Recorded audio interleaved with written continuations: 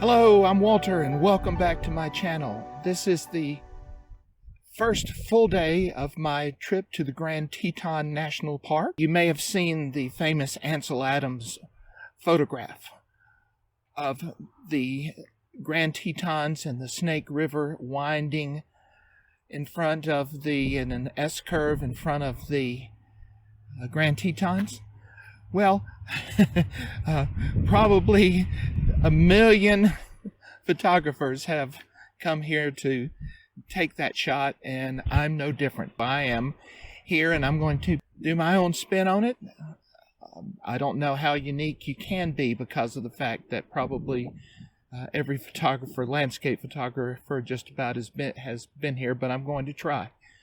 So thank you for joining me on this photography vlog, and I look forward to sharing this video with you and the beauty of this unbelievable park.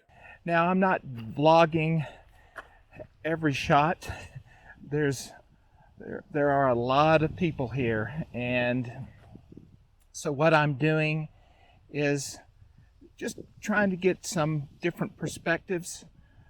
I do have a polarizer on so that I can sort of get rid of some of the haze and cause the sky to be bluer. And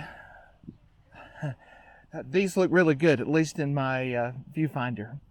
What I'm going to do here as I display them, I'll talk to them and maybe my thought processes behind the photos. All right, this has been so exciting. Just think, I could be standing somewhere near where Ansel Adams stood. That's just mind-blowing. So this is just so exciting. For this first photo, my main goal was to include the curvature of the river. Even though the trees are obscuring the bend, I think our mind intuitively knows there is a curve. I'm using the river as a leading line through the photo. And I also really like the unusual looking clouds, so I used a polarizer to deepen the blue, which accentuates the clouds. In homage to Ansel Adams, I also converted this composition to black and white. I really like this better than the color because it really portrays how dramatic the scene was. And I think it better expresses what I was feeling at the time. In this next photo, my emphasis was more on the peaks in the background. I wanted to provide a sense of grandeur by making them the main subject. So I zoomed in more on the main group of mountains in the middle. While the first photo expressed the grandness of the entire vista, I think this photo gives a sense of the grandness of the Grand Tetons themselves. And once again, I converted this to black and white.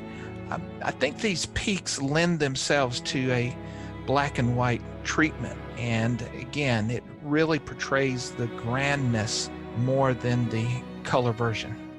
First of all, on this next photo, I just want to say that the black dot in the water is not a dust spot or an animal, it is rafters.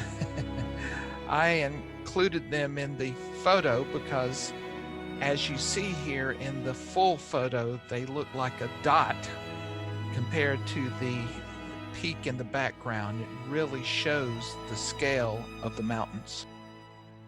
And finally, I wanted to include this photo that I took from the same location, but later in the week and under different conditions.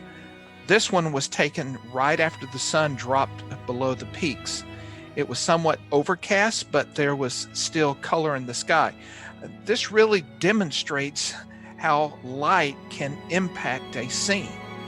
The earlier photos were taken late morning or middle of the day, and they're not as rich in color, but in this particular photo, the light has more depth. There's really some character in this.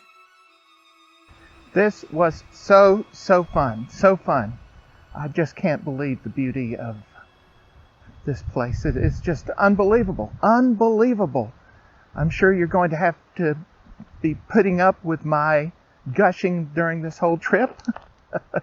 But I can't help it. I can't help it. So thank you so much for joining me on this video. As I mentioned, I'm going to be going to workshops starting this afternoon. I don't know how much I'm going to be able to actually vlog because I don't want to get in the way of anyone, but I'll try to do what I can. But I will be shooting video, and at least at a minimum, I'll be doing voiceover on what I'm doing. So thank you for joining me on this video, and I look forward to continuing to share this series with you. So until the next video, bye.